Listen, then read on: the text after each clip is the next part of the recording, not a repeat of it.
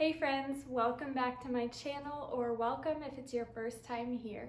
If you've never met me before, my name is Rebecca White. I am a Christian and married to the love of my life, Alex White. And here on my channel, you're gonna find tons of inspiration for stay-at-home women.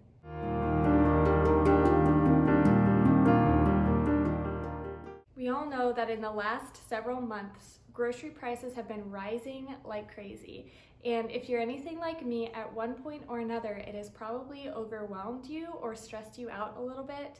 So in today's video, I'm excited to share with you 8 tips that I have learned to save money on your groceries.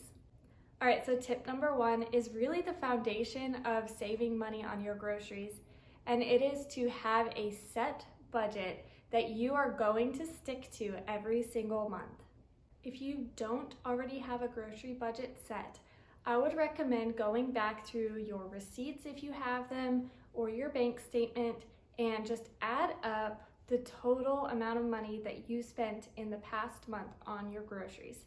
And then I want you to subtract $50 to $100 from that, and that's gonna be the starting point of your grocery budget. The reason I say to set your budget this way is because your grocery budget has to be within your lifestyle. If you go back and track your expenses on groceries for the last month or two, and you find out you've been spending $700, $800 on groceries, and then you cut it down to $500, it's gonna be really, really hard for you to stick to that budget because it's not what you're used to. So if you add it all up and you start by subtracting $50 to $100, it's gonna be a little bit easier to stick to that budget, which is really the important part of having a budget in the first place. So after sticking with that budget for a couple of months, if you still feel like you need to save more money on groceries and have a lower budget, go ahead and subtract another $50 or so and see if you can stick to that. If your budget is too low right now and you are going over budget every single month, go ahead and move around the budget in other areas so that you can add a little bit more to the grocery budget so that it is the perfect amount for you and your family. Tip number 2 is if you're not going to cook it, don't buy it. So I highly recommend that you are cooking your meals from home, as it is much cheaper, but more importantly, it's so much healthier when you cook your meals from home. But I think you need to know yourself and you need to know your schedule. If you have certain nights of the week that are much busier than others, and you know for sure you won't have the energy or the time to cook that night, you need to either cook it earlier in the week or have money in your budget that you plan on going out to eat that night, instead of buying groceries at the beginning of the week with good intentions to cook them, and then that night comes around and you just are too tired, you don't have the energy to cook, so you get takeout or you go out to eat with your family, and then those groceries that you had planned for that night end up going to waste, which in the long run is wasting money. Tip number 3 is to eat your leftovers, and you need to have a plan for when you're going to eat your leftovers. So what I like to do is I plan 4 dinners for the entire week, and then there's 3 nights left. One of them is typically our date night, where we will either go out to eat or we'll cook something at home, and if we're doing that, I'll plan accordingly when I get groceries that week. And then the other 2 nights, we eat leftovers for dinner. And then what I do for lunches is I like to cook one thing in a big batch, and then we eat it the entire week for lunch. Cooking in batches and eating it throughout the week is going to save you money, because less variety equals less ingredients, which equals less money being spent on those groceries. Tip number 4 goes right along with tip number 3, and it is to avoid food waste. So what I see a lot of times is people wasting produce because they buy it at the beginning of the week with good intentions to eat it, but then the week gets away from them, they don't end up eating it, it ends up going bad because produce doesn't really last that long in the fridge, and then they have to throw it away and they waste money because they didn't even use it. So if you want to eat healthier but you're having trouble eating up your produce before it goes bad, I would recommend getting frozen vegetables or canned vegetables to help you get that veggie intake that you're wanting without having produce in the fridge that's going to go bad. So what my husband and I personally do is we get produce for salads because a lot of our lunches are salads. That's the majority of what we eat for lunch. So we get salad stuff. But then as far as veggies being sides for dinners or things like that, I always get frozen or canned because it's just easier to make sure we're going to eat it up without it going bad before we could use it. Tip number 5 is to use cashback apps. So I personally love Ibotta and Fetch Rewards. So Ibotta, basically you go in the app, you click on whichever store you want to shop at, and then you can scroll through tons and tons of cashback offers for specific items. And when you find one that is something you feel like you need or something that is already on your grocery list, you add it to your list on the app. And then after you go to the store and you purchase the items, save your receipt, and then you can scan your receipt and the app will find the qualifying offers, and then they'll just give you cash back. And it's really great because you can, once you get up to, I think it's $20 that you have to redeem your cash back, but you can actually transfer it to your PayPal account. So it's literally just cash back, or you can redeem it for gift cards as well. So Ibotta is really great, but I would caution you to be careful and only use that app if it's things you were already going to buy. Because when I first started using it, I got so excited about the cashback that I would actually add things to my grocery list for that week because I wanted to get the cashback on those items. But in the long run, that's not saving you money because you're buying things you didn't actually need. So be careful with that and just make sure that you are disciplined and only redeeming offers that you were already planning to purchase anyway. And Fetch Rewards is really great because you can submit a receipt from anywhere and you're going to get points for every single receipt. Now, they do have certain offers for brands or specific items that you can get more points for, like bonus points. But no matter what, every single receipt you submit, you're gonna get at least 25 points. And then once you have been racking up those points for a while and you're ready to redeem them, you can choose from tons of different gift card options. They don't give you like the direct cash like Ibotta does, but there are so many gift card options that you can find. They have Amazon, Starbucks. I can't even think of others right now, but they have tons and tons of options. So I really love that one as well. And I will leave links in the description box for both of those apps if you want to check them out.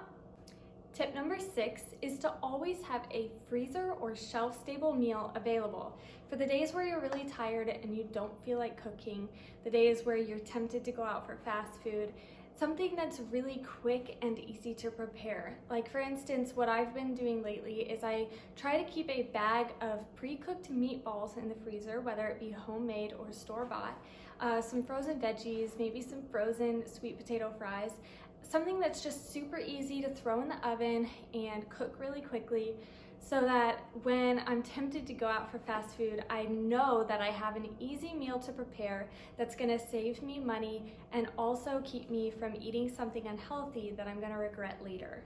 Tip number 7 is to have a meal plan, and tip number 8 is to have a grocery list. Both of these are things that are really important that you are planning and preparing and you know exactly what you need so that when you go into the grocery store, you're not just looking at all the food and thinking, well, maybe we could use this, maybe we need this. You need to have a plan so that you're not overspending on things that you don't actually need. Bonus tip number 9 is something I am so excited about, and that is to have a month-long meal plan and a month-long grocery list that goes along with that meal plan. Now, the purpose of this is to save you money by buying in bulk, to save you time because you won't have to recreate a new meal plan every single week, and then also to help you stay on track for your healthy eating goals. So I am so excited to create this, and I'm going to take you along with me as I go step by step creating this month-long meal plan and grocery list, and I'm excited to get started, so let's do it right now. All right, so step number 1 in making your month-long meal plan and grocery list is to write down a bunch of the meals that you and your family like. Meals that you know you like, meals that you are comfortable cooking and preparing for your family. So I have already written down a few off of the top of my head, and I'm gonna just go on Pinterest and see if I can get some other ideas for quick and easy meals that match our health eating goals.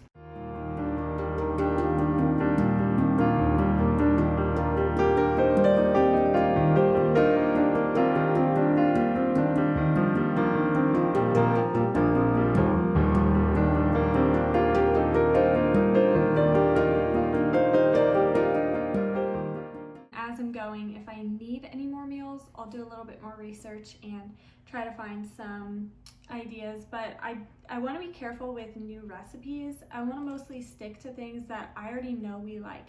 That's kind of the goal here, is to choose meals that you're already familiar with, meals that you're already comfortable cooking and that you know your family likes.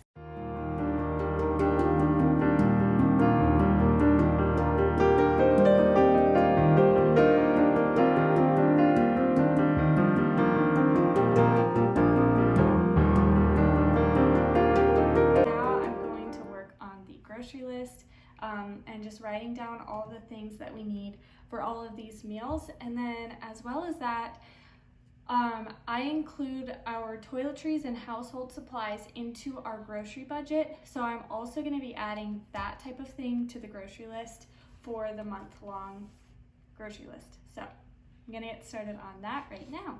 Okay, so it is now the next day because as I was working on the grocery list last night, I had just finished and then I went to get a drink from the kitchen and I realized it was 5 o'clock and I needed to leave for a ladies' meeting that we had at our church last night.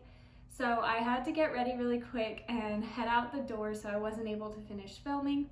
But we are getting really close to being finished with this. I did finish the grocery list. And I'll go ahead and walk you through kind of how I did that if you're wanting to do this along with me. After you have your meal plan, this is what I did. I separated into categories the different types of food that we need, and then I just went through the list meal by meal, writing down all of the ingredients that we're going to need, more specifically the things that I can buy in bulk and that I can keep in the freezer, or things that are shelf stable, things that will last a long time. I didn't want to add produce or things that are going to go bad quickly to this big list, but we'll get to that part in a second. So just for an example, I started out with meat. So I went through the entire meal plan, writing down the different types of meat that we would need. And then after I had each of those written down, I went back through the meal plan and counted up how many meals I need that for, and then how many meals of leftovers I need that meat for, so that I know like how big of a batch to make and all that. And then once I had those numbers, I was able to calculate how many pounds or packages of each kind of meat that I needed. So I just wrote down the amount of pounds or packages that I will need for each of the meals for the meat. So I did that for the meat, and then I did a category for frozen stuff, so frozen veggies. I added cheese to this list because I'll keep the cheese in the freezer so that it will last all month, and hopefully longer than that as well. And then I added bread to that list, tortillas, etc., just frozen stuff. I'll go through all of this when it's completely finished. And then I have a category for pantry food, and then a category for baking ingredients, stuff that I need to have on hand if I want to bake bread or make a dessert, make a snack, anything like that. Also just like cooking fats, olive oil, butter, things like that. Seasoning, we're doing tacos a few times, so I have taco seasoning on that list. And then I just have a category for miscellaneous items, which would include household essentials and toiletries, because as I said before, we keep household essentials and toiletries within our grocery budget. So I added a category for that stuff. And then I went through and made a small list for every week of the grocery plan. So that would be more perishable things that won't last as long. So for instance, week 1, I have salad produce, which for us is typically just spring mix or spinach, some of those like more hardy leafy greens. And then we get tomatoes, sometimes cucumbers, occasionally carrots, but we like to keep our salads fairly simple. So usually just the greens and tomatoes. And then I have on that first week 1 list, eggs, half and half, and sweet potatoes, which all of those things match up with the meal plan for that week. And of course, half and half is on every week's list because we use it every morning with our coffee. So that is where we're at, and what I'm gonna do next is work on transferring the grocery list and also the meal plan itself onto kind of a nicer design, maybe on Canva or something like that, so that I can print it out and refer back to it in the next several months. So that is what we are doing next.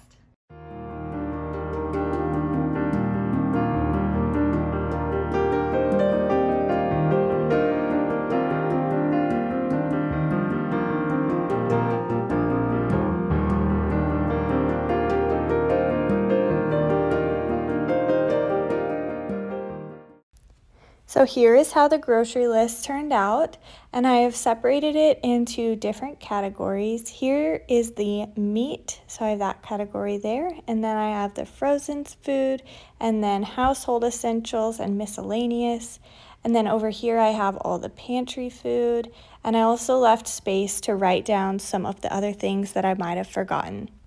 Now, just to mention, there's a lot of things on this list that we won't have to buy every single month.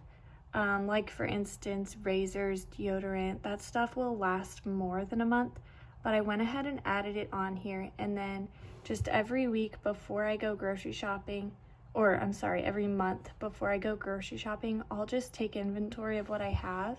And then I can make little notes on this because I'll print it out and just write down kind of the changes, what stuff we already have and we don't need, and just go from there. But this is kind of just like a base list that I can refer back to, and stuff that we are going to use every single month. So that is the monthly grocery list, and then I have the weekly ones.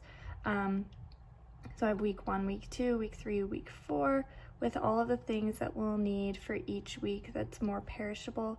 And then again, I left some lines for maybe other things that we might need, just depending on what's going on that week. So that is how each of these turned out. I'm pretty happy with them.